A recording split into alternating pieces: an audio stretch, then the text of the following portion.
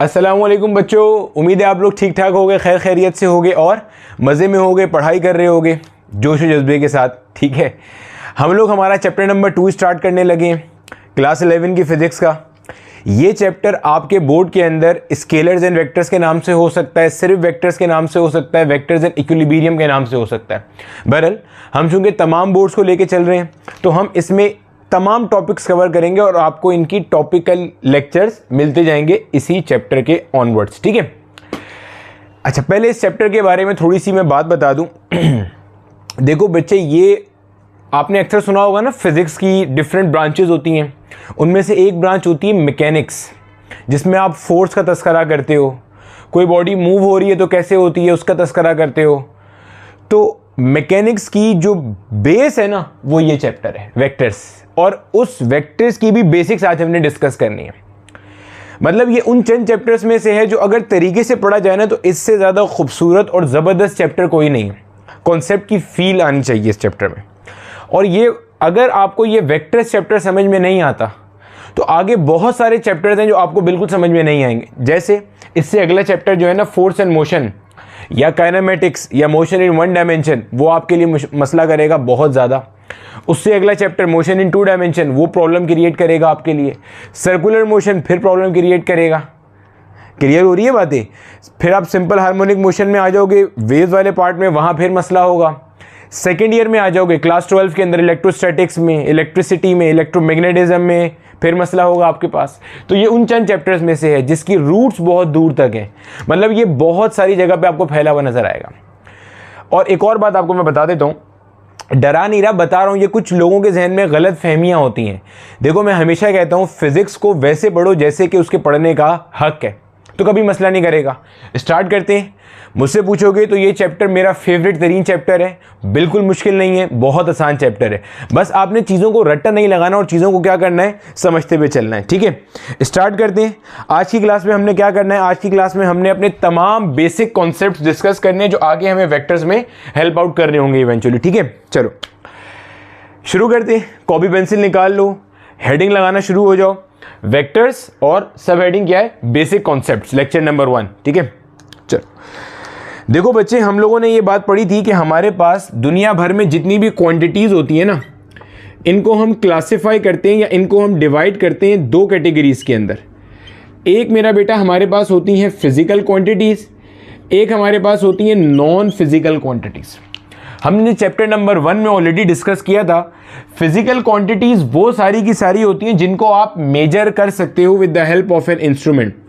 अगर आप किसी भी क्वांटिटी को मेजर कर सकते हो ना, तो वो बेसिकली क्या कहला रही है, फिजिकल क्वांटिटी। जिसको आप मेजर नहीं कर सकते, नॉन मेजरेबल, जिसको आप मेजर नहीं कर सकते, वो बेसिकली क्या कहला रही है, नॉन फिजिकल क्वांटिटी। मिसाल से समझाएं सर ज़रा हमें। देखो, अगर मैं आपसे पूछूं आपकी एज क्या है तो आप बता दोगे, आपकी हाइट क्या है बता दोगे, इस मार्कर की लेंथ क्या है बता दोगे, आपका मास कितना है बता दोगे, वेट कितना है बता दोगे, टाइम क्या है बता सकते हो, टेम्परेचर क्या हो रहा है बता सकते हो, विंड किस या हवा किस रफ्तार से मूव कर रही है बता सकते हो। पॉइंट क्लियर हो रहा है? ये सारी की सारी चीज़ें जिनको आप बता सकते हो ना किसी नंबर के थ्रू, वो सारी की सारी क्या कहलाती हैं, physical quantities. All those quantities that can be measured with the help of an instrument, और उनको आप एक्सप्रेस कर सकते हो किसी नंबर के थ्रू, वो सब क्या कहला रही होती हैं, फिजिकल क्वांटिटीज। जिनको आप बता नहीं सकते, जिनको आप मेजर नहीं कर सकते, फील कर सकते हो, वो बेसिकली क्या है, नॉन फिजिकल क्वांटिटीज। मिसाल के तौर पे आप जो है, आपके घर में एक रूल लागू है। जैसे मेरे घर में था एक रूल, अभी भी है बल्कि, ठीक है, कि अगर मैं कभी 12 बजे के बाद आऊँ तो अब्बा जो है वो गुस्सा होते हैं। ठीक है, बाबा जो है वो क्या करेंगे, गुस्सा करेंगे, क्योंकि बाबा ने कहा हुआ है कि आपने 12 बजे से पहले घर में आ जाना है। आप जहाँ कहीं भी हो, जहाँ भी महफिल में बैठे हुए हो, दोस्तों के साथ कहीं भी XYZ, आप 12 बजे से पहले अलबत्ता क्या हो, घर में अंदर मुझे नजर आओ।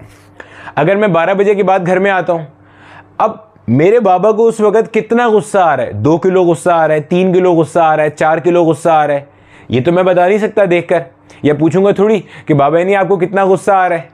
ठीक है, तो पॉइंट क्लियर हो रहा है। इसी तरह से एक बंदा था, वो उसको कोई चोट लग गई, कोई चोट लग गई, उसे गिर गया, कहीं चोट लग गई, अब वो डॉक्टर को जाके ये तो नहीं बोलेगा ना डॉक्टर मुझे 3 किलोग्राम की चोट लगी है या मुझे 0.05 ग्राम की चोट लगी है। पॉइंट समझ आ रहा है?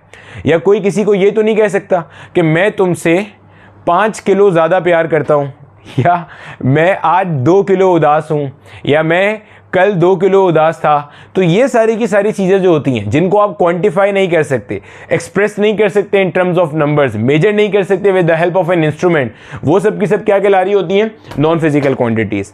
अच्छा, झूठ, गुस्सा, ये सब नॉन फिजिकल क्वांटिटी है क्योंकि वो फीलिंग्स है, इमोशंस है। अब किसी के ध्यान में सवाल आ रहा हो, नहीं सर हम झूठ को तो मेजर कर सकते हैं, हमने पढ़ा था लाई डिटेक्टर नाम की एक मशीन होती है। तो बच्चे जो लाई डिटेक्टर होता है ना वो झूठ को पकड़ता है, डिटेक्ट करता है। उसकी भी लॉजिक मैं बता देता हूँ।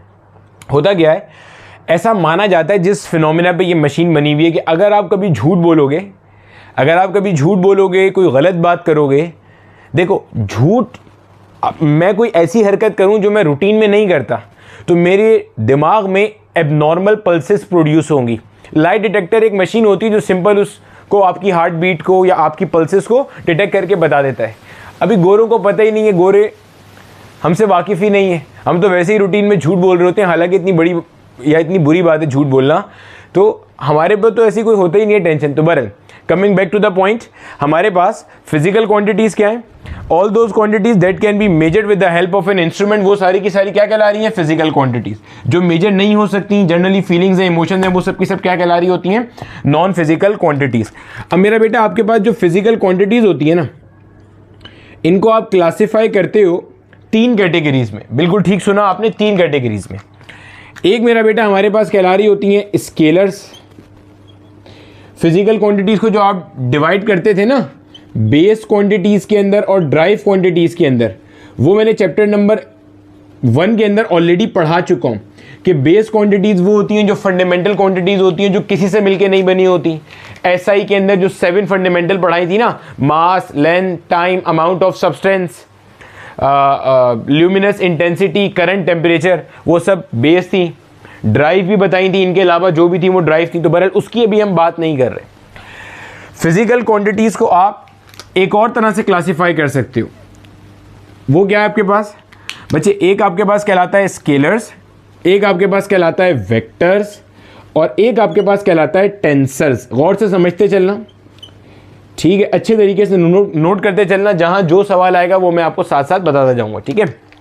बहरहाल ठीक है, ये हमने ऑलरेडी पढ़ लिया था ना। अगर आप फिजिकल क्वांटिटीज को बेस और ड्राइव में क्लासिफाई करोगे तो दुनिया भर में 7 बेस क्वांटिटीज मानी जाती हैं एसआई सिस्टम में, और हम एसआई सिस्टम ही पढ़ते हैं, ठीक है? इसके अलावा भी सिस्टम होते हैं, सीजीएस, एफपीएस, एमकेएस भी एसआई से हट के सिस्टम में पढ़ाया था मैंने ये। उन सब में 3 बेस क्वांटिटीज हैं। ड्राइव क्या थी? All the other physical quantities, जितनी भी फिजिकल क्वांटिटीज हैं इन 7 को हटा के, ये 7 जो भी बताई थी, mass, length, time, amount of substance, luminous intensity, current, temperature, इन 7 को हटा के जो भी है, वॉल्यूम, एरिया, डेंसिटी, कोई भी चीज़, वो सब की सब क्या है? Drive quantities. अभी हम फिजिकल क्वांटिटीज को इस टर्म में क्लासिफाई नहीं कर रहे, अभी हम एक और तरह से क्लासिफाई कर रहे हैं। किसी भी चीज़ की क्लासिफिकेशन तो बहुत सारी तरह से हो सकती है ना। जैसे जब आप वेव्स पढ़ते हो, वेव्स को आप क्लासिफाई करते हो ट्रांसवर्स लॉन्गिट्यूडनल में भी, वेव्स को आप क्लासिफाई करते हो मैटर नॉन मैटर वेव्स में भी। तो बहुत सारे तरीके होते हैं वेव्स को तो हर चीज़ को क्लासिफाई करने के देयर आर वेरियस मेथड्स। तो physical quantities, scalars, vectors, tensors, ये किस बेस पे मैंने क्लासिफाई किया है और ये किस बेस पे किया है? ये मैंने किया था यूनिट की बेस पे, कि इसके यूनिट बेस यूनिट्स माने जाते हैं, इसके यूनिट ड्राइव यूनिट्स होते हैं।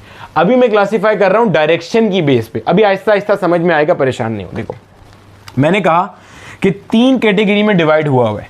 पहले समझते हैं बच्चे हमारे पास ना स्केलर्स क्या होते हैं। देखो स्केलर्स क्या होते हैं बेटे? वो देखो, अगर मैं कह रहा हूं ना कि कोई भी क्वांटिटी को अगर मैं फिजिकल क्वांटिटी कह रहा हूं, तो इसका मतलब ये है कि बच्चे वो आप क्वांटिफाई कर सकते हो, उसे आप क्या कर सकते हो? क्वांटिफाई कर सकते हो। क्वांटिफाई करने का मतलब क्या है? Can be expressed with the help of a number, can be express with the help of a number. आप नंबर की मदद से एक्सप्रेस कर सकते हो। पॉइंट क्लियर हो गया? मतलब अगर मैं कहता हूं कि एक बंदे का मास 50 किलोग्राम है और एक बंदे का मास 70 किलोग्राम है, और आप दोनों लोगों से नहीं मिले, लेकिन आप देख के बता सकते हो कि जो 70 किलोग्राम वाला बंदा है वो 50 वाले के मुकाबले में थोड़ा हैवी होगा, उसका मास इसके मुकाबले में क्या होगा, ज़्यादा होगा। हालांकि ना आप इससे मिलो ना आप इससे मिलो। ये कैसे बताया आपने? क्योंकि मास एक फिजिकल क्वांटिटी है जिसको क्वांटिफाई किया जा सकता है with the help of a number. तो आपने बता दिया कि चूंकि इसका नंबर बड़ा है, कंपेयर करके देखा, इसका नंबर बड़ा है, इसका नंबर छोटा है, तो आपको समझ में आ गई कि इस बंदे का मास थोड़ा ज़्यादा है और इस बंदे का मास क्या है, कम है। ठीक है, ये डेफिनेशन है फिजिकल क्वांटिटी की। क्लियर हो गया? चलो, स्केलर क्या होती है? स्केलर से मुराद होती है बच्चे ऐसी फिजिकल क्वांटिटीज जिनको डिफाइन करने के लिए बस एक नंबर चाहिए होता है। सिर्फ एक क्या चाहिए होता है, नंबर, और उससे बात समझ में आ जाती है। इनको डिफाइन करने के लिए कोई डायरेक्शन नहीं चाहिए होता, नो डायरेक्शन इज नीडेड। इनको डिफाइन करने के लिए बच्चे कोई डायरेक्शन नहीं चाहिए होता। देखो यूनिट ऑब्वियस है, यूनिट बताने की जरूरत नहीं होनी चाहिए। क्यों भाई? जो फिजिकल क्वांटिटी होगी, फिजिकल क्वांटिटी के पास यूनिट तो होगा ही होगा। यूनिट कोई कमाल बात थोड़ी है भाई। फिजिकल क्वांटिटी के पास यूनिट नंबर के साथ ही आता है।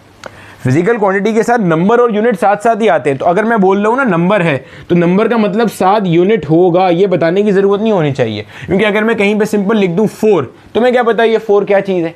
हाँ, अगर मैं लिखता हूँ 4 किलोग्राम, अब तुम्हें पता है कि भाई ये 4 किलोग्राम मास की बात कर रहा है। मैं कहता हूँ 4 न्यूटन, ये 4 न्यूटन फोर्स की बात कर रहा है। मैं कहता हूँ 4 मीटर पर सेकेंड, ये 4 मीटर पर सेकेंड स्पीड या वेलोसिटी की बात करता है। मैं कहता हूँ 4 मीटर पर सेकेंड स्क्वायर, अब समझ में आ रही है, ये 4 मीटर पर सेकेंड स्क्वायर एक्सेलरेशन की बात कर रहा है। तो unit will always be there, ताकि आपको पता चल सके कि आप किस क्वांटिटी की बात कर रहे हो। तो यूनिट तो होगा भैया, यूनिट का कोई मजाक नहीं है। ठीक है, स्केलर्स क्या है? वो सारी की सारी फिजिकल क्वांटिटी जिनको डिफाइन करने के लिए सिर्फ क्या चाहिए, नंबर। सिर्फ नंबर चाहिए, डायरेक्शन नहीं चाहिए। मिसाल के तौर पे मुझसे एक बंदा आके पूछता है, बताइए जनाब आपका मास कितना है? मैंने कहा 75 किलोग्राम। ठीक है, मैंने कहा मेरा मास कितना है, 75 किलोग्राम। अब क्या वो मुझसे पूछेगा आपका ये मास ऊपर की तरफ है या नीचे की तरफ है, या सीधे हाथ पे है या उल्टे हाथ पे है, या पीछे है या आगे है, दिल में है, फेफड़े में है, दिमाग में है, किधर है ये मास? पूछेगा क्या? वो नहीं पूछेगा। क्या उसे डायरेक्शन पूछने की ज़रूरत पड़ी? नहीं पड़ी। पॉइंट समझ आ रहे हैं? जब उसने आगे पूछा बताइए आपका मास क्या है, मैंने कहा 75, क्या उसे बात पूरी समझ में आ गई? बिल्कुल आ गई। क्लियर हो गया? पूरी समझ में आ गई बात। किसी ने पूछा टेम्परेचर कितना हो रहा है, मैंने कहा 20 डिग्री सेल्सियस, क्या बात समझ में आ गई? बिल्कुल आ गई। क्या उसने पूछा ये 20 डिग्री ऊपर है, नीचे है, आगे है, पीछे है, बराबर में सलीम भाई के घर में है, उधर शर्मा जी के घर में, क्या पूछा किसी ने? नहीं पूछा। इसका मतलब बात समझ में आ गई। ऐसी तमाम फिजिकल क्वांटिटी जिनको समझाने के लिए, बताने के लिए नंबर काफ़ी होता है, वो क्या कहलाती हैं? स्केलर्स। कोई डायरेक्शन नहीं चाहिए होता। तो डेफिनेशन क्या लिखोगे? Scalars are physical quantities that can be defined completely with the help of a number, with the help of a number, और आगे क्या होगा? नो डायरेक्शन इज नीडेड, या विदाउट एनी पर्टिकुलर डायरेक्शन आप इन्हें डिफाइन कर सकते हो। ठीक है, और नंबर के साथ यूनिट ऑब्वियस सी बातें होगा। फॉर एग्जांपल आपको मिसाल दे देते हैं, जैसे मास की मिसाल दी, जैसे टेम्परेचर की मिसाल दी आपको। ठीक है, इसी तरह से अगर मैं आपको स्पीड की मिसाल दे दूं, इसी तरह से अगर मैं आपको डेंसिटी की मिसाल दे दूं, डेंसिटी को भी हम लोग क्या काउंट करते हैं? स्केलर काउंट कर रहे होते हैं। ठीक है, क्लियर हो गया? ये स्केलर्स थी, ये स्केलर फिजिकल क्वांटिटीज हैं। अच्छा, अब आ जाओ जो हमारे पास इस चैप्टर का नाम भी है, वेक्टर्स। वेक्टर क्या भला है? देखो बच्चे, वेक्टर्स क्या है? वेक्टर से देखो है ये सारी फिजिकल क्वांटिटीज, ये भी फिजिकल क्वांटिटी है, नंबर इसमें भी होगा, इसमें भी होगा। वेक्टर क्या है? ये भी एक फिजिकल क्वांटिटी है जिसको डिफाइन करने के लिए एक नंबर चाहिए, और नंबर होगा तो साथ यूनिट ऑब्वियस ही बातें होगा। भाई फिजिकल क्वांटिटी है तो नंबर और यूनिट तो होगा ही होगा। फड्डा यहाँ किसका है? डायरेक्शन का। इसके पास डायरेक्शन नहीं थी और इसके पास डायरेक्शन है, वन यूनिक डायरेक्शन या वन पर्टिकुलर डायरेक्शन। मिसाल से समझते हैं बात को। देखो वेक्टर क्या है? वो सारी की सारी फिजिकल क्वांटिटी जिनको नंबर के साथ साथ एटलीस्ट एक डायरेक्शन चाहिए। एटलीस्ट एक डायरेक्शन चाहिए। एटलीस्ट क्या चाहिए? एक डायरेक्शन। कम से कम एक डायरेक्शन चाहिए इनको डिफाइन करने के लिए। ऐसी तमाम फिजिकल क्वांटिटीज क्या कहलाती हैं? वेक्टर्स। जब तक आप ये डायरेक्शन नहीं बताओगे, जब तक आप डायरेक्शन नहीं दोगे, तब तक बात मुकम्मल नहीं होगी, तब तक बात क्या होगी? इनकम्प्लीट होगी। Vectors can not be defined without at least one direction. मतलब समझना बात का, मैंने क्या करा, मैंने एक बंदे को बुलाया, मैंने कहा बेटा जाके 10 न्यूटन फोर्स अप्लाई करो। क्या करो? 10 न्यूटन फोर्स अप्लाई करो। बोलेगा बिलाल भाई आपने ये तो बता दिया कि फोर्स कितनी लगानी है, फोर्स कितनी लगानी है, लेकिन ये नहीं बताया कि फोर्स कहाँ लगानी है। समझे? मैंने उसे ये नहीं बताया फोर्स कहाँ लगानी है। वो पूछेगा फोर्स आगे लगाऊं, पीछे लगाऊं, दीवार पे लगाऊं, छत पे लगाऊं, बोर्ड पे लगाऊं, कुर्सी पे लगाऊं, सीढ़ी पे लगाऊं, कहाँ लगाऊं फोर्स। जब तक मैं डायरेक्शन नहीं बताऊंगा तब तक मेरी बात क्या है, नामुकम्मल है, डेफिनेशन कंप्लीट नहीं हुई अब तक। क्लियर है? तो vectors are all those quantities that can be defined with the help of a number along with a proper direction. या वेक्टर्स वो सारी क्वांटिटीज हैं जिनको डिफाइन करने के लिए नंबर के साथ साथ at least one direction is required. अब होता क्या है, जब कभी भी हम लोग वेक्टर्स का कॉन्सेप्ट पढ़ते हैं ना, ये याद रखना, अब ये वो बात है जो आपको ई कैट एमडी कैट में जाके पता चलेगी। अभी से बताता जा रहा हूं, अपने पास नोट कर देना ताकि यही नोट्स आपके आगे भी काम आ जाएंगे। वेक्टर्स की बात पढ़ते हुए बच्चे अमूमन ये दो बातें याद रखते हैं कि वेक्टर्स वो सारी फिजिकल क्वांटिटीज होती हैं जिनके पास नंबर होता है, यूनिट ऑब्वियस सी बात हो गई, और साथ में क्या होती है, डायरेक्शन होती है। तो अगर बच्चे से पूछा जाए ना स्केलर और वेक्टर में क्या फ़र्क है, तो वो बताएगा यहाँ डायरेक्शन नहीं है, यहाँ पे क्या है, डायरेक्शन है। बिल्कुल सही फ़र्क बताया है। लेकिन वेक्टर्स के लिए, ये किसी फिजिकल क्वांटिटी का वेक्टर होने के लिए एक और चीज़ का होना भी ज़रूरी है। इसी से फिर आपको एक मिसाल भी दूंगा आगे। क्या? देखो, आपके पास जो फिजिकल क्वांटिटी आप कह रहे हो ना कि ये वेक्टर है, it should add like vectors. अभी मैंने बिल्कुल सिंपल जबान में लिखा है, मतलब ये इस जुमले में कितनी गहराई है इसका अंदाजा इससे कर लो कि इस पूरे चैप्टर में आपने कुल मिला के दो चीजें सीखनी है, एक वेक्टर एडिशन है और एक वेक्टर मल्टीप्लिकेशन है। ठीक है? मैं कह रहा हूं अगर आप कहते हो ना कोई भी फिजिकल क्वांटिटी वेक्टर है, तो उसके पास उसके वेक्टर होने के लिए 3 कंडीशंस हैं। पहली, उसके पास नंबर होना चाहिए। दूसरी, एक प्रॉपर डायरेक्शन होनी चाहिए। तीसरी, वो वेक्टर्स की तरह ऐड हो। सर क्या मतलब वेक्टर्स की तरह ऐड हो? क्या वेक्टर्स किसी और तरह ऐड होते हैं? बिल्कुल। समझ आ रही है? देखो मिसाल से समझाता हूं आपको बात को। देखो, अगर मैं आपके सामने लिखता हूं कि भाई मिसाल के तौर पे आपके पास एक नंबर है 3 और एक नंबर है 4, अगर आप इनको ऐड करोगे तो आंसर क्या आएगा? आंसर 7 आएगा। भाई ऐसा ही होगा ना, एक नंबर 3 एक नंबर 4 है, अगर आप इन्हें ऐड करोगे तो आंसर क्या आएगा? आंसर 7 आएगा। आप करो, मैं करूं, कोई भी बंदा करे, आंसर क्या आएगा? हमेशा 7 आएगा। लेकिन अगर आपके पास एक वेक्टर है 3 न्यूटन का, एक वेक्टर है 4 न्यूटन का, और आपको बोला जाए कि इन्हें ऐड करो, तो इनका रिजल्ट क्या आएगा? इनका रिजल्ट निकालना इतना सिंपल नहीं है जितना मैंने ये तरीके से कर दिया था। क्लियर है? तो इनका रिजल्ट जो आएगा ना, वो आप बता ही नहीं सकते अभी। वो 1 न्यूटन से 7 न्यूटन के दरमियान में कुछ भी हो सकता है। ठीक है? ये पूरा कॉन्सेप्ट है, आपको पढ़ाएंगे अभी वेक्टर एडिशन। परेशान नहीं होना, बहुत आसान चैप्टर है। आपको कॉन्सेप्ट्स की फील दिलाते हुए चलेंगे, सब समझ में आ जाएगा। सही है? ये वेक्टर एडिशन का कॉन्सेप्ट है। अभी तक तुम्हारे लिए जो बात समझना जरूरी है ना आसान तरीन भाषा में, वो ये, वेक्टर्स अलग तरह से ऐड होते हैं, स्केलर्स अलग तरह से ऐड होते हैं। ये स्केलर एडिशन है जो आपने बचपन से आज तक पढ़ी है ना, ये वाली, ये जो आपने बचपन में सीखी होगी ना, उंगलियों में जमा करना, 3 में 4 ऐड करे उंगलियों पे, या ऐसे आपने 3 फिर ये 4 ऐसे पढ़ लिए, इनको जमा कर लिया, जैसे मर्जी सीखी हो आपने बचपन में। ये बेसिकली आज तक जो आप पढ़ते आए हो ना, वो क्या थी? स्केलर। वो क्या थी? स्केलर मैथमेटिक्स, या उसको हम सिंपल अलजबरा कहते हैं। क्या कहते हैं?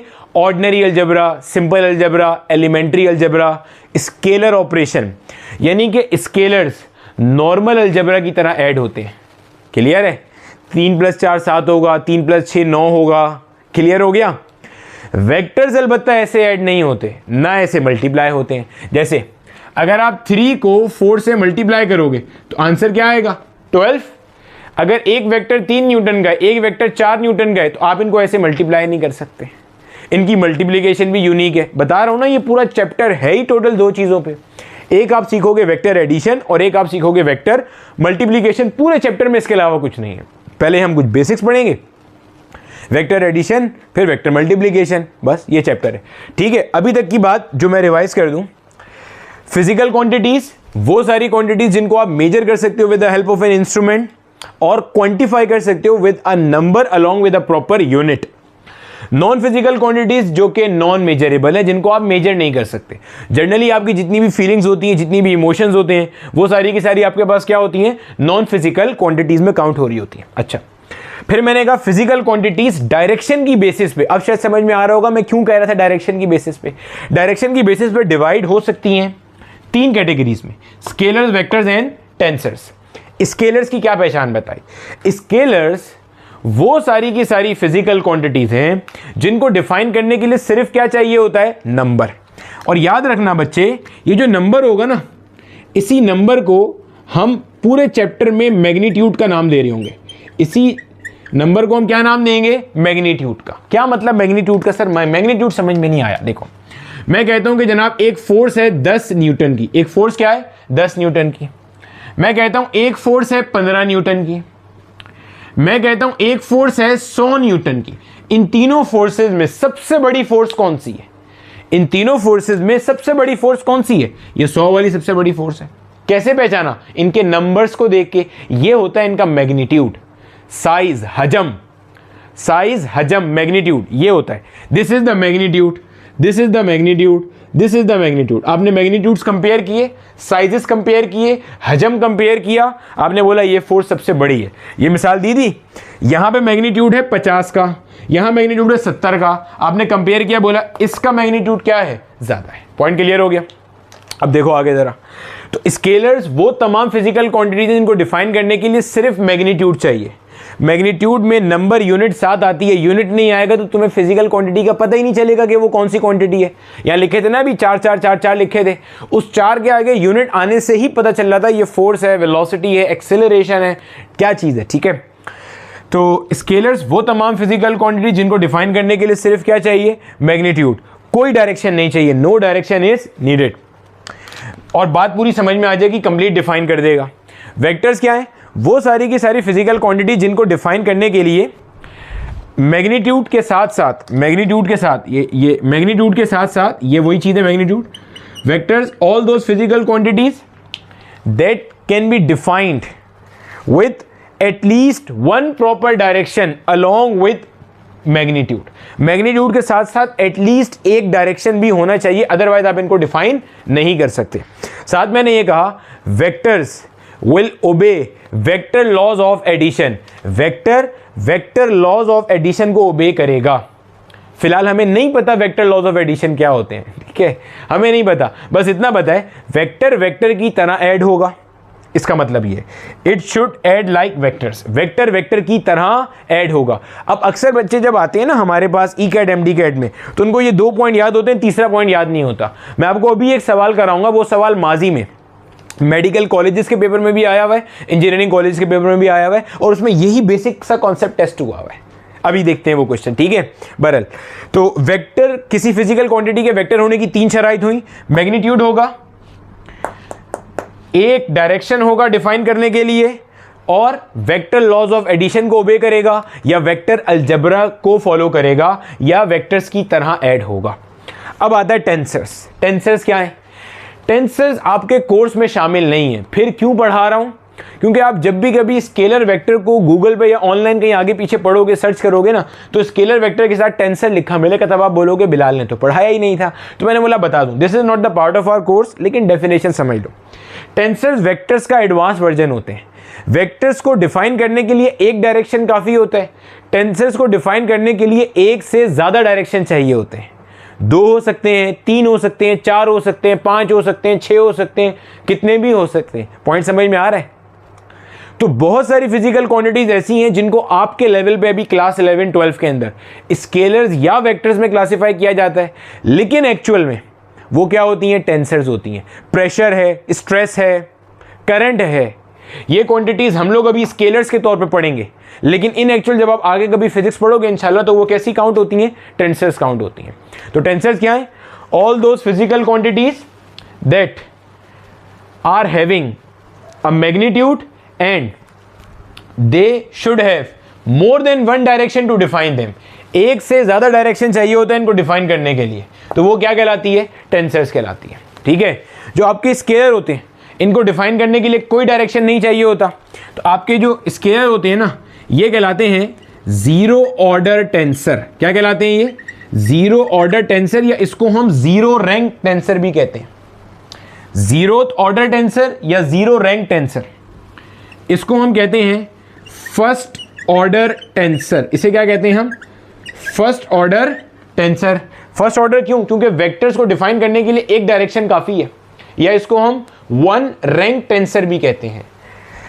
टेंसर्स तो बेसिकली एक से ज़्यादा डायरेक्शन होती हैं, तो अगर दो डायरेक्शन चाहिए किसी टेंसर को डिफाइन करने के लिए, वो सेकंड रैंक टेंसर कहलाएगा या सेकंड ऑर्डर टेंसर कहलाएगा। तीन चाहिए, थर्ड रैंक टेंसर या थर्ड ऑर्डर टेंसर कहलाएगा। तीन से ज़्यादा होंगे तो उसे हम हायर ऑर्डर टेंसर कहते हैं या हाई रैंक टेंसर कहते हैं। क्लियर है? ये हमारे कोर्स का पार्ट नहीं है। कोई डायरेक्शन नहीं चाहिए, एक डायरेक्शन चाहिए, एक से ज़्यादा डायरेक्शन चाहिए। अब मैंने आपको एक बात बताई थी ना कि ये वाली बात जो आपसे पूछता है वो, अब देखो आपके पास माजी में एक क्वेश्चन आया हुआ, आपसे सिंपल पूछा हुआ इलेक्ट्रिक करंट के बारे में। अब बच्चे इलेक्ट्रिक करंट क्या होता है आपने क्लास 10 में पढ़ा होगा, अपने ओ लेवल्स में पढ़ा होगा, डीसी सर्किट्स में कहीं ना कहीं। इलेक्ट्रिक करंट क्या होता है? जो बैटरी आप कनेक्ट करते हो उसकी वजह से इलेक्ट्रॉन्स फ्लो करते हैं हाई पोटेंशियल से लो पोटेंशियल की तरफ, या बैटरी के नेगेटिव टर्मिनल से पॉजिटिव टर्मिनल की तरफ। ऐसा शायद आपने कुछ पढ़ा होगा माजी में कभी। तो वो बेसिकली आपके पास क्या होता है? इलेक्ट्रिक करंट होता है। ठीक है, आपके पास जो इलेक्ट्रिक करंट होता है, गौर से देखना बेटे, आपके पास जो इलेक्ट्रिक करंट होता है, इलेक्ट्रिक करंट के पास मैग्नीट्यूड होती है। इलेक्ट्रिक करंट के पास मैग्नीट्यूड होता है। कैसे? मिसाल देता हूं।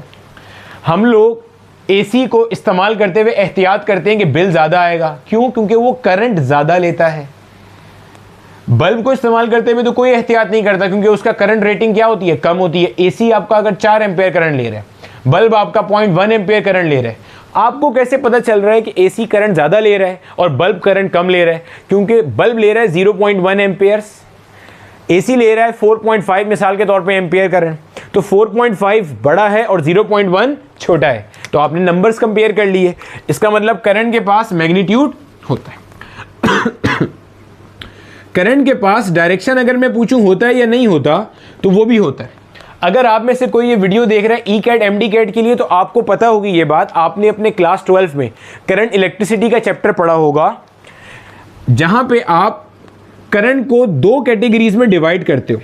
एक कहलाता है कन्वेंशनल करंट या कन्वेंशनल करंट, और दूसरा कहलाता है इलेक्ट्रॉनिक करंट। एक कहलाता है जनाब क्या?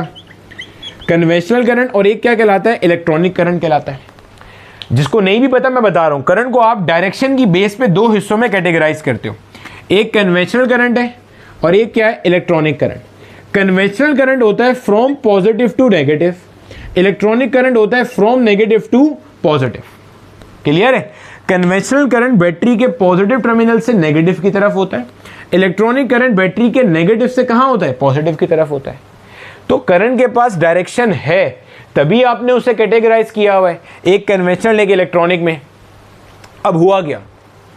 डाउ यूनिवर्सिटी ने, जो कि कराची की एक यूनिवर्सिटी है, सिंध में मौजूद है, एक सवाल पूछा 2017, 18, 19 में, मुझे याद नहीं एग्जैक्टली, कि इलेक्ट्रिक करंट कैसी क्वांटिटी है, स्केलर या वेक्टर। अब जाहिर है जब बच्चा अपनी यूनिवर्सिटी का पेपर अटेम्प्ट कर रहा होता है, तब बच्चा अपना इंटर तो कर चुका होता है, या क्लास 12 पास होता है, या ए लेवल्स कर चुका होता है, तो उसको ये बात पता होती है कि करंट के पास मैग्नीट्यूड है और करंट के पास डायरेक्शन है। अब आप अपने पुराना कॉन्सेप्ट रिवाइज करो। वेक्टर्स के पास मैग्नीट्यूड होता है और वेक्टर्स के पास डायरेक्शन होता है, ऐसा ही है। वेक्टर्स के पास ये दो चीज़ें होती हैं। बच्चा फौरन सोचेगा वेक्टर्स के पास मैग्नीट्यूड है, डायरेक्शन है, और करंट के पास भी ये दोनों चीज़ें हैं। तो इसका मतलब इलेक्ट्रिक करंट को हमें क्या काउंट करना चाहिए? इलेक्ट्रिक करंट को हमें तो वेक्टर काउंट करना चाहिए, लेकिन इलेक्ट्रिक करंट वेक्टर नहीं होता। इलेक्ट्रिक करंट क्या होता है? स्केलर होता है। वैसे आपस की बात है, इलेक्ट्रिक करंट स्केलर भी नहीं होता, टेंसर होता है, लेकिन टेंसर हमारे कोर्स का पार्ट नहीं है, तो आप इसे क्या मानोगे? क्या है वो? स्केलर। अब बोलोगे सर क्यों? इसलिए कि मैंने आपको बताया था किसी भी फिजिकल क्वांटिटी के वेक्टर होने की तीन कंडीशन है, दो नहीं है। पहली, मैग्नीट्यूड होना चाहिए, दूसरी डायरेक्शन होना चाहिए, एक तीसरी it should obey vector laws of addition, वो वेक्टर्स की तरह ऐड होना चाहिए। Current vector laws of addition को ओबे नहीं करता, करंट वेक्टर्स की तरह ऐड नहीं होता। करंट को ऐड कैसे किया जाता है? नॉर्मल स्केलर्स की तरह।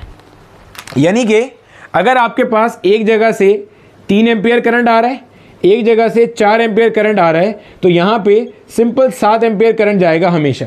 जबकि मैंने अभी बताया अगर ये 3 एम्पियर एक वेक्टर है, मिसाल दे रहा हूँ, 4 एम्पियर एक वेक्टर है, तो डेफिनेट नहीं है कि इनका आंसर 7 एम्पियर होगा।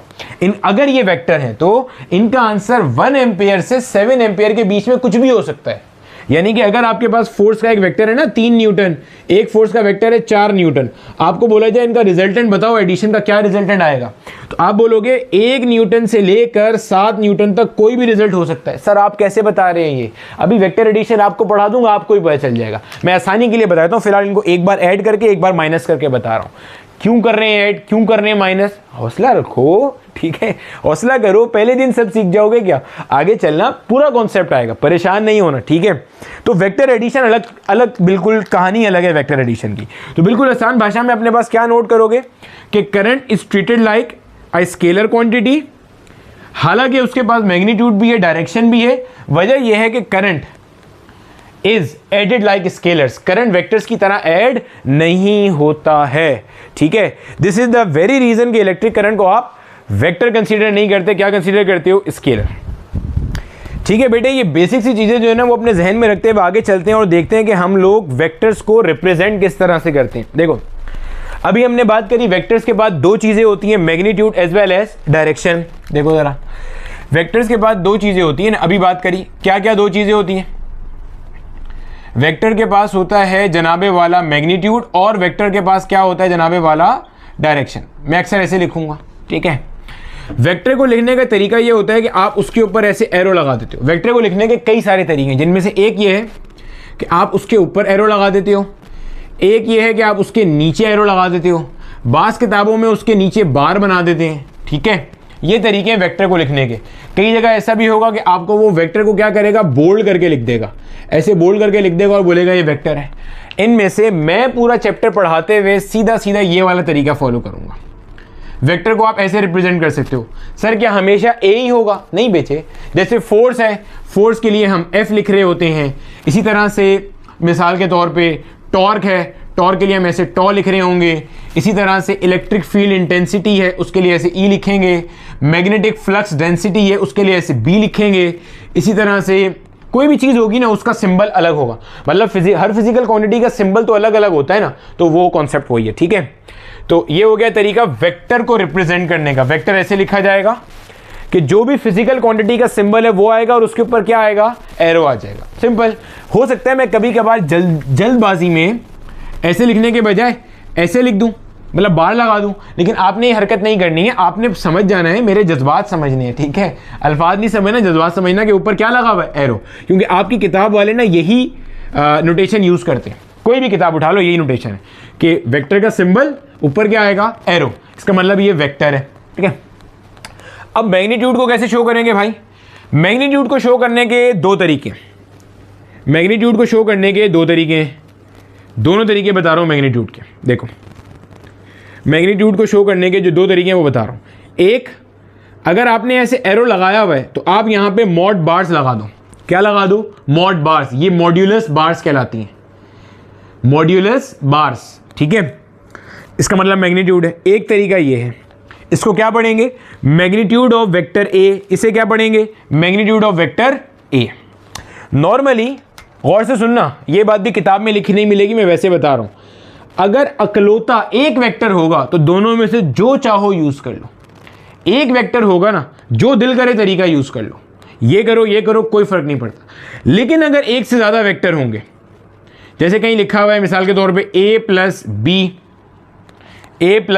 बी, अब अगर आपको बोला जाए कि जनाब बताइए इनके मैग्नीट्यूड से इनका मैग्नीट्यूड लिखना है, ये आप इसे क्या पढ़ोगे, ये क्या चीज़ है? ये है vector a plus vector b। अब अगर मुझे इसका मैग्नीट्यूड लिखना है और आपने ऐसे लिखा a प्लस बी, तो ये गलत है। लेकिन अगर आपने ऐसे लिखा a प्लस बी का मॉड, ये ठीक है। क्यों, समझना ज़रा, ठीक है। कॉन्सेप्ट सीधे करते चलना, ये वो छोटी छोटी चीज़ें हैं जो आपके वेक्टर्स को आसान या मुश्किल बनाएंगी। देखो भाई ये कह रहा है ए में बी वेक्टर को जोड़ो। अब मेरी चाहत क्या थी, मेरी ख्वाहिश क्या थी कि जब आप ए वेक्टर को बी वेक्टर में ऐड कर रहे हो तो जो इनका आंसर आ रहा है उसका मैग्नीट्यूड लिखो। भाई अगर मैं ए वेक्टर में बी वेक्टर को ऐड करूंगा, मान लीजिए आंसर में वेक्टर आ रहा है सी, तो मुझे बेसिकली इस सी वेक्टर का मैग्नीट्यूड चाहिए था। भाई वेक्टर में वेक्टर को ऐड करोगे आंसर वेक्टर ही आएगा। भाई मैट्रिसेस पढ़े थे ना, मैट्रिस में मैट्रिस ऐड करेंगे आंसर क्या आएगा, मैट्रिस आएगा। एक्स में एक्स ऐड करेंगे आंसर एक्स की टर्म में ही आएगा। वाई में वाई ऐड करेंगे आंसर वाई की टर्म में आएगा। बिल्कुल बेसिक। वेक्टर में वेक्टर जोड़ोगे आंसर वेक्टर ही आएगा। तो मुझे इसका मैग्नीट्यूड चाहिए था।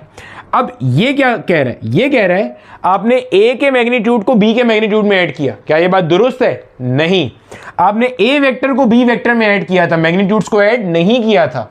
तो ए वेक्टर को बी वेक्टर में ऐड करने को ये शो नहीं कर रहा। बहरहाल ऐसे लिखोगे आप, ठीक है, ए वेक्टर प्लस बी वेक्टर जो भी आंसर आया उसका मॉड। अभी ये सारी चीजें आगे मजीद क्लियर होती जाएंगी। तो ए वेक्टर बी वेक्टर में जोड़ा और साथ में क्या हो गया, मॉड। क्लियर है? अगर एक से ज्यादा वेक्टर होंगे तो हम हमेशा मॉड्यूलस यूज करेंगे, याद रखिएगा, ठीक है। तो ये तरीका होता है जनाब, ठीक है। चलो यहां आ जाओ जरा।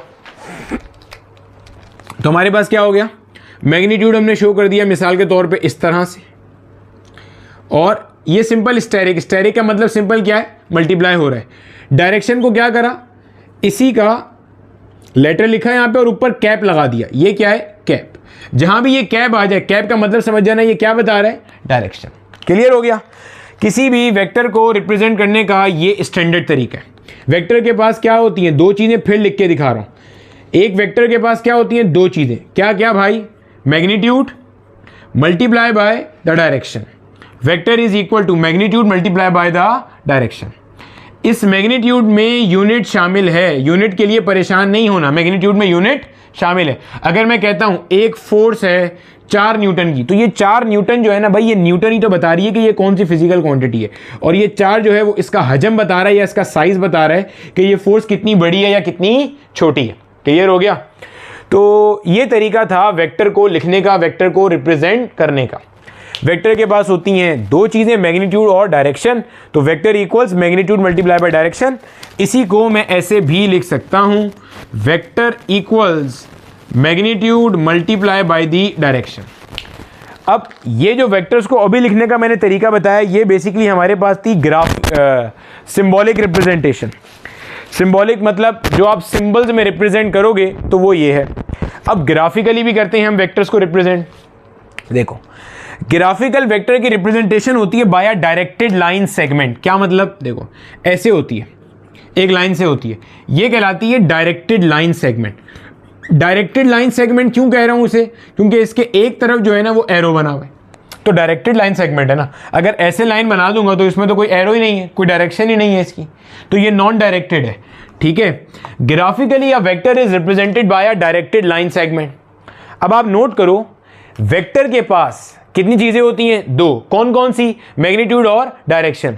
तो अगर मैं कह रहा हूं कि ये पूरी चीज ग्राफ पेपर पे ग्राफिकली वेक्टर को शो कर रही है, तो इसको भी ये दो चीजें बतानी चाहिए। कैसे बताती है, इस एरो की जो लंबाई होती है ना, इस एरो की जो लंबाई होगी वो बता रही होगी मैग्नीट्यूड।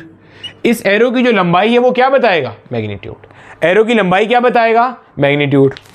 और जनाब ये जो एरो हेड है, ये एरो हेड क्या बताएगा, डायरेक्शन। एरो हेड क्या बताएगा, डायरेक्शन। कैसे डायरेक्शन बताएगा, देखो एक एरो ये रहा, एक एरो ये रहा, देख के बता सकते हो। अगर मैं कहता हूं ये वेक्टर ए है, ये वेक्टर बी है, बता सकते हो ए कहां पॉइंट कर रहा है, इधर।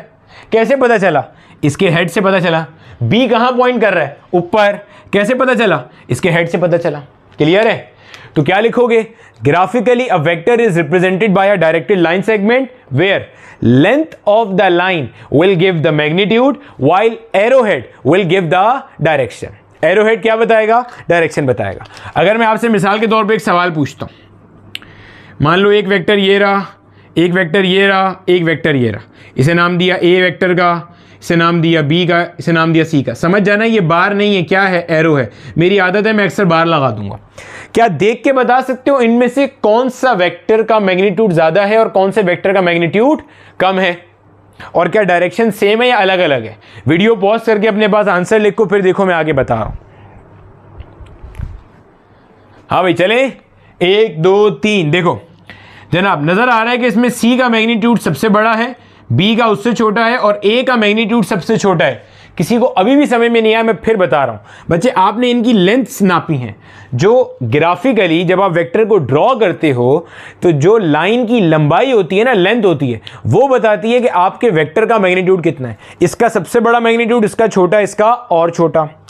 और अगर मैं डायरेक्शन की बात करूं तो आप बोलोगे जो वेक्टर ए की डायरेक्शन है, डायरेक्शन ऐसे ही निकालते हैं ना, अभी बताया था, वही वेक्टर बी की डायरेक्शन है, वही वेक्टर सी की डायरेक्शन है। ये जो चीजें हैं ना, डायरेक्शन, ये डायरेक्शन, ये बेसिकली यूनिट वेक्टर कहलाती है। Direction of a vector is unit vector. अभी अगला पूरा लेक्चर इस पे आएगा, तफसील से यूनिट वेक्टर निकालना, परेशान नहीं होना, फिलहाल ये समझ लो, ठीक है। तो हमें समझ में आ गया कि हम लोग सिंबॉलिकली, सिंबल की टर्म में वेक्टर को कैसे लिखेंगे और ग्राफ पेपर में वेक्टर को कैसे ड्रॉ करेंगे। एक और चीज समझ लो जरा, देखो जब आप वेक्टर को ड्रॉ करते हो, मिसाल के तौर पे ये आपका एक एक्स वाई एक्सिस है और आपने क्या करा, यहां पे एक वेक्टर ड्रॉ कर दिया। जाहिर है यहां पे ये कुछ ना कुछ एंगल बना रहा होगा। ये जो एंगल होता है ना बच्चे, ये एंगल बेसिकली डिफाइन करते हैं कि ये एरो कहां पॉइंट कर रहा होगा। देखो कैसे, मान लो ये एक्स एक्सिस है, ये एक्स एक्सिस है, अगर ये वेक्टर है और ये वेक्टर बिल्कुल ऐसे लाई कर रहा है तो इसका मतलब वेक्टर की डायरेक्शन यहां पर है। अभी जैसे जैसे ये वाला एंगल बढ़ता जा रहा है, जैसे जैसे ये वाला एंगल क्या हो रहा है, बढ़ रहा है, जैसे जैसे ये एंगल बढ़ता जा रहा है वैसे वैसे देखो इसकी डायरेक्शन भी चेंज हो रही है, नजर आ रहा है।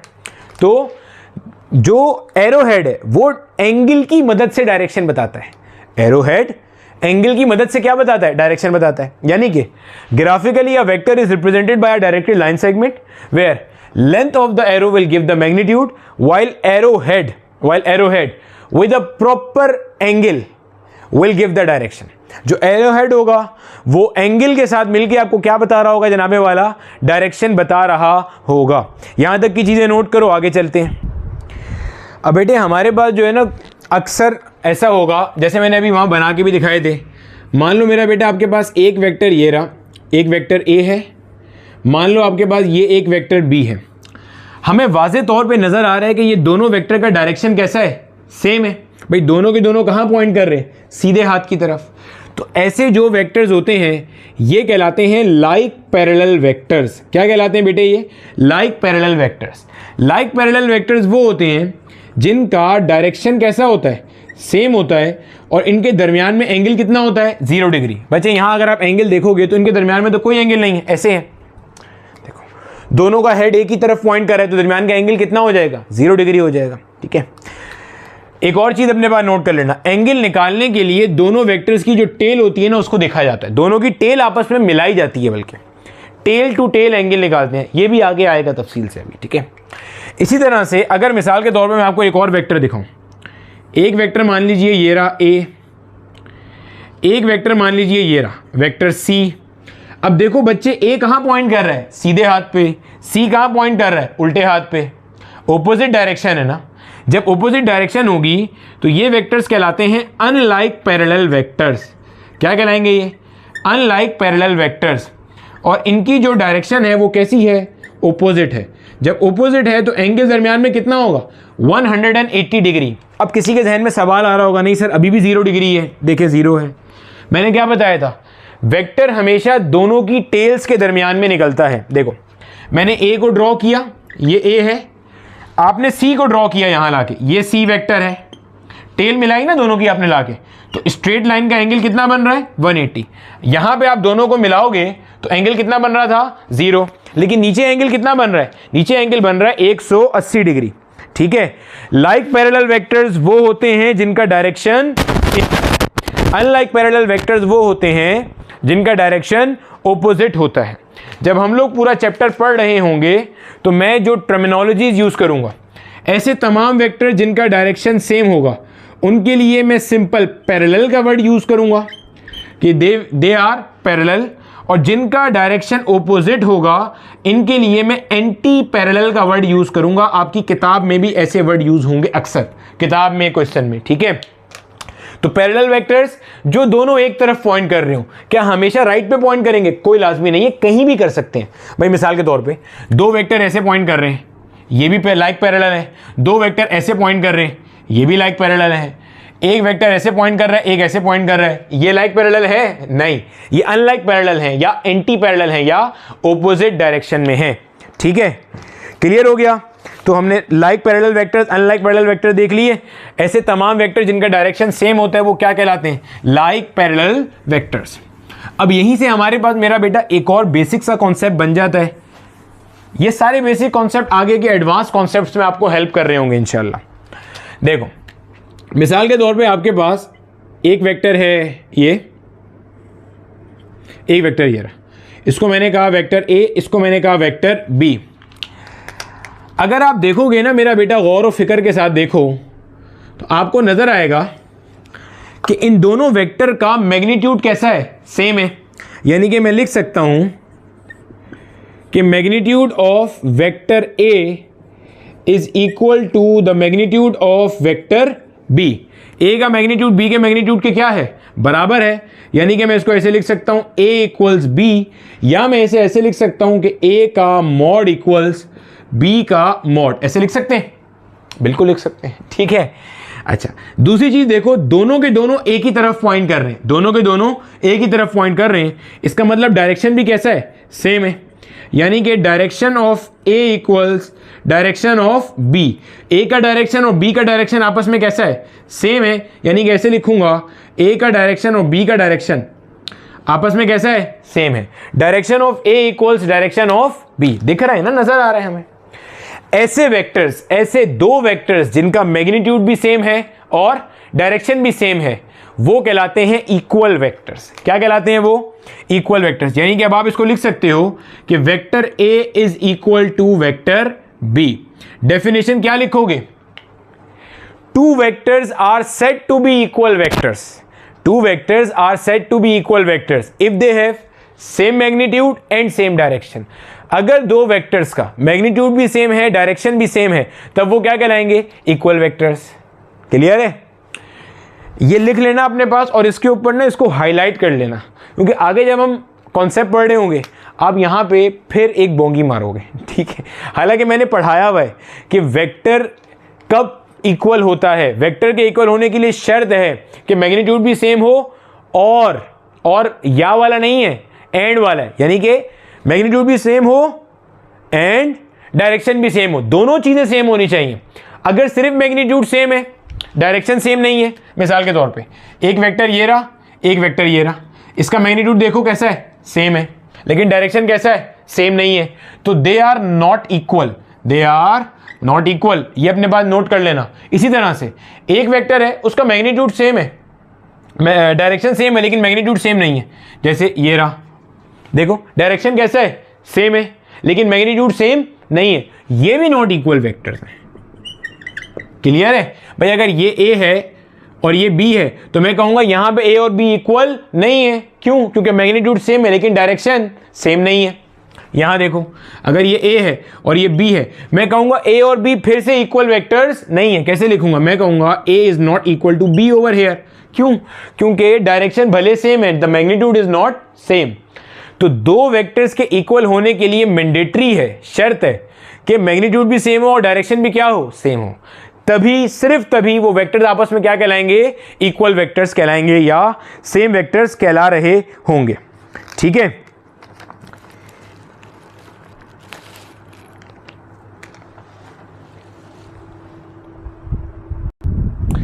अच्छा बेटे, अब हमारे पास देखो एक दो चीजें और आएंगी ना बीच बीच के अंदर।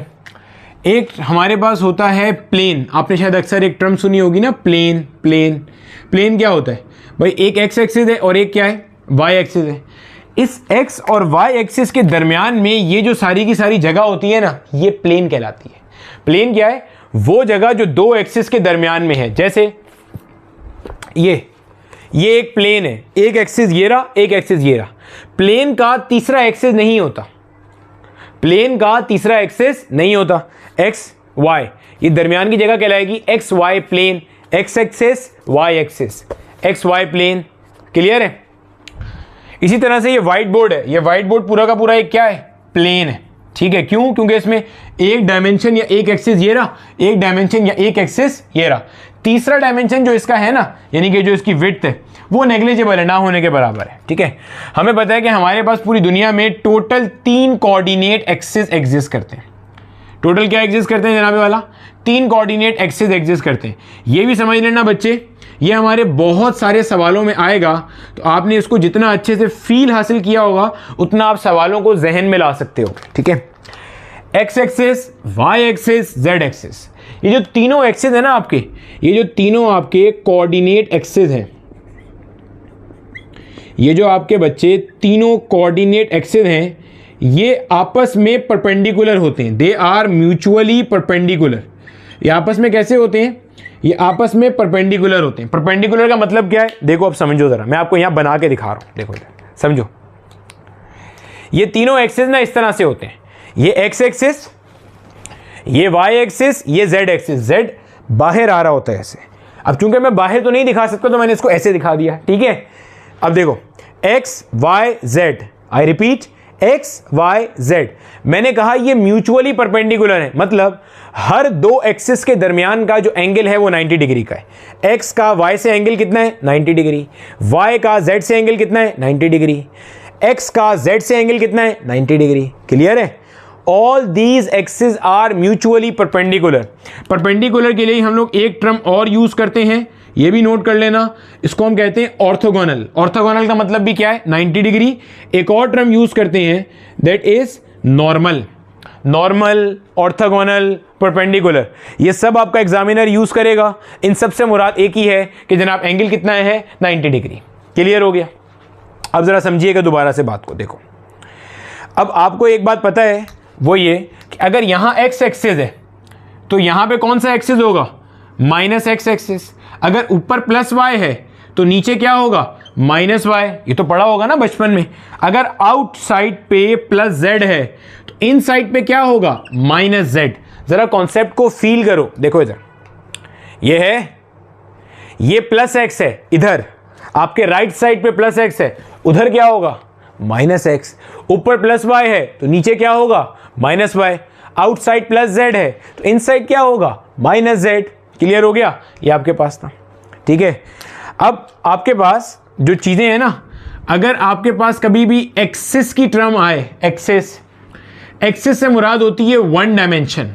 कोई भी एक एक्सिस है ना, क्योंकि भाई या तो ये एक्सिस है या ये एक्सिस है या ये है या ये है, ये कोई भी एक एक्सिस है। ठीक है, अगर आपको बोला जाए प्लेन, प्लेन्स का मतलब है दो एक्सिस इन्वॉल्व हो गए हैं, दो डायमेंशन है। क्यों? क्योंकि प्लेन दो एक्सिस के दरमियान की जगह है। देखो बना के भी दिखाया था, प्लेन दो एक्सिस के दरमियान की जगह। गौर से देखो, एक्स वाई के दरमियान की जगह, ये जहां मैंने हाथ रखा हुआ है, कॉन्सेप्ट को फील करना, ये एक्स वाई प्लेन है।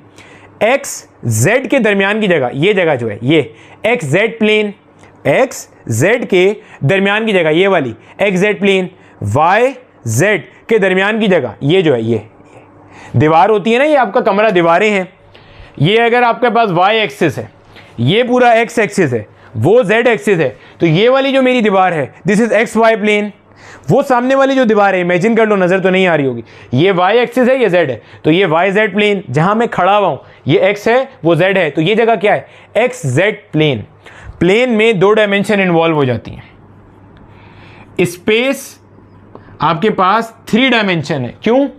ये एक पॉइंट है, ये पॉइंट है। अब इस पॉइंट तक आने के लिए तीनों एक्सिस पे सफर करना पड़ेगा। ऐसे ही है ना भाई? भाई देखो, समझना दोबारा जरा बात को, देखो समझना बात को जरा। अगर आपके पास एक कोई चीज है, अबे आजा, देखो एक कोई चीज है, वो ऐसे एक एक्सिस पे लाई कर रही है यहां पे, तो आपका बंदा ओरिजिन से स्टार्ट करेगा। ये ओरिजिन होता है जहां पे सारे एक्सिस मिलते हैं, तीनों एक्सिस मिलते हैं। ओरिजिन से स्टार्ट करेगा, सिर्फ एक्स पे चलता हुआ यहां पे आ जाएगा, मतलब एक ही डायरेक्शन में सफर करेगा। लेकिन अगर कोई चीज प्लेन पे लाई कर रही है, मान लो आपके पास ये एक्स है, ये वाई है, किसी को इस पॉइंट तक आना है, तो इस पॉइंट तक आने के लिए वो क्या करेगा? पहले एक्स पे चलेगा और फिर कहां जाएगा? वाई पे जाएगा। जेड पे जाने की नीड ही नहीं है, आउट या इन आने की क्या नीड है?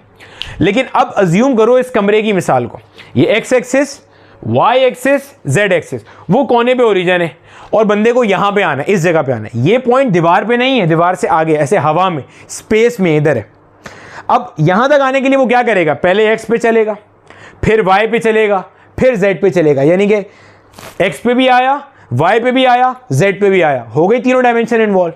तो एक एक्सिस है तो 1 डायमेंशन, प्लेन है तो 2 डायमेंशन, स्पेस है तो 3 डायमेंशन। क्लियर हो गया।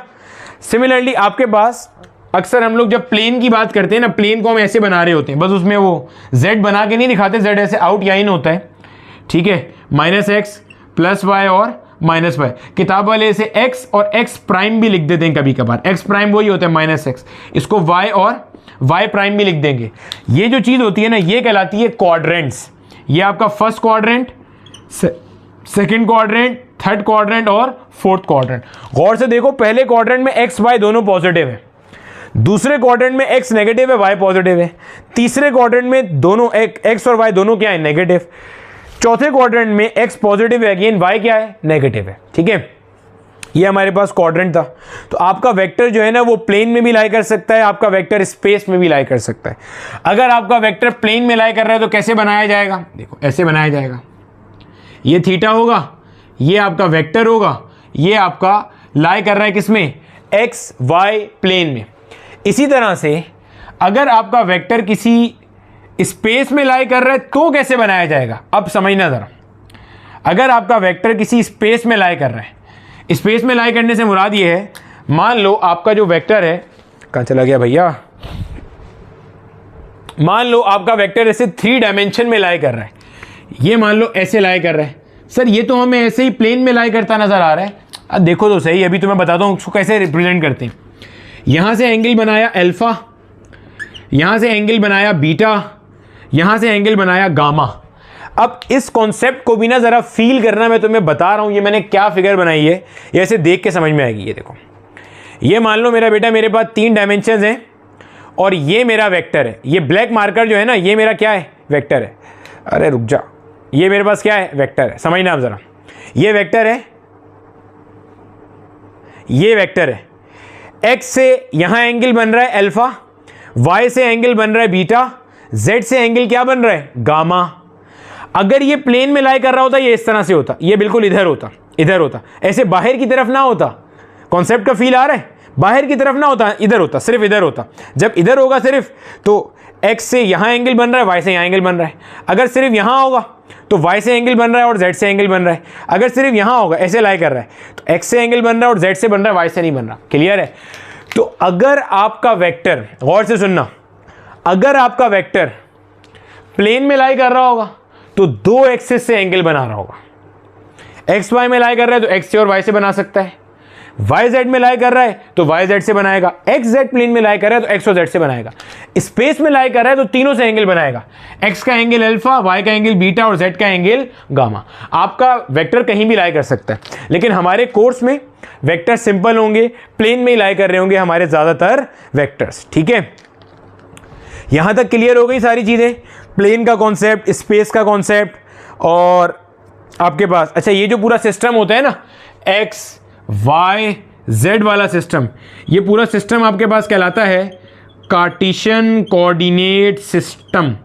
क्या कहलाता है ये, कार्टेशियन कोऑर्डिनेट सिस्टम। इसका फायदा क्या होता है, चीज़ों को रिप्रेजेंट करना कि कौन सी चीज़ किस डायरेक्शन में कितनी है। मिसाल दे रहा हूँ, मैंने कहा था ना वो ओरिजिन है, यहाँ तक एक बंदे को आना है तो उसे एक्स पे कुछ चलना पड़ेगा, वाई पे कुछ चलना पड़ेगा, जेड पे कुछ चलना पड़ेगा। अब ये जो कुछ है वो कौन बता रहा है, कार्टेशियन कोऑर्डिनेट सिस्टम। एक रेफरेंस सिस्टम है जिसकी मदद से आप चीज़ों को डिफाइन कर सकते हो, एड्रेसेस बता सकते हो, एक्स पे इतना आया, वाई पे इतना आया, जेड पे इतना आया, वो चीज़ कार्टेशियन कोऑर्डिनेट सिस्टम है। क्या और भी सिस्टम्स होते हैं, बिल्कुल होते हैं, पोलर कोऑर्डिनेट सिस्टम भी होते हैं, स्फेरिकल कोऑर्डिनेट सिस्टम भी होते हैं। आप में से जो लोग आगे इंजीनियरिंग पढ़ेंगे वो बिल्कुल इसको पढ़ेंगे। ठीक है, तो हमने चूंकि पढ़ा हुआ है इंजीनियरिंग के अंदर, इसलिए हमें पता है। बहरहाल यहां तक मैं उम्मीद करता हूं कॉन्सेप्ट क्लियर हो गया होगा। ठीक है बेटे, फिलहाल जो है ना वो आपने यही सारी की सारी बातें जहन में रखनी है कि वेक्टर्स और स्केलर्स दो अलग अलग चीज़ें हैं। स्केलर्स जो हैं वो नॉर्मल मैथमेटिक्स है, वेक्टर के लिए अलग वेक्टर अलजबरा है। वेक्टर्स को मैग्नीट्यूड डायरेक्शन के साथ साथ ये भी चाहिए होता है कि वो वेक्टर अलजबरा को फॉलो करें, वेक्टर्स की तरह ऐड हों और वेक्टर्स की तरह सब्ट्रैक्ट हों। फिर हमने डिफरेंट चीज़ें देखी और आखिर में हमने एक बेसिक सा छोटा सा कॉन्सेप्ट पढ़ा। ये जहन में रखना, इससे आगे बहुत सारे क्वेश्चंस बनते हैं, वो मैंने अभी नहीं पढ़ाए, वो जब आपको इंशाल्लाह वेक्टर एडिशन स्टार्ट कराएंगे ना, वहाँ बताएंगे, जब आपको रिजल्टेंट का कंपोनेंट का कॉन्सेप्ट देंगे कि कोऑर्डिनेट आइडेंटिफिकेशन कैसे पूछता है, ये सब चीज़ें वहाँ इंशाल्लाह देख लेंगे। फिर हमने देखा कि कार्टेशियन कोऑर्डिनेट सिस्टम क्या होता है, और अगर एक वेक्टर एक्सिस पे लाई कर रहा है तो वो या तो किसी भी एक एक्सिस पे होगा, या तो एक्स पे होगा या वाई पे होगा या जेड पे होगा। प्लेन में है तो दो एक्सिस से एंगल बना रहा होगा, एक्स वाई से या वाई जेड से या एक्स जेड से। सिमिलरली स्पेस में लाई कर रहा होगा तो तीनों एक्सिस के दरमियान में कहीं ना कहीं होगा। ठीक है, तो जनाब this was the basic concept lecture, जिसके अंदर हमने अपनी तमाम बेसिक्स को डिस्कस किया। इंशाल्लाह अगले लेक्चर से हम लोग अपनी टाइप्स ऑफ वेक्टर स्टार्ट करेंगे और उसके न्यूमेरिकल प्रॉब्लम्स देखेंगे। ठीक है बच्चे, तो मुझे ज़रूर बताना लेक्चर कैसा लगा, समझ में आया। ठीक है, अगले लेक्चर तक के लिए अल्लाह हाफिज़ व नासिर।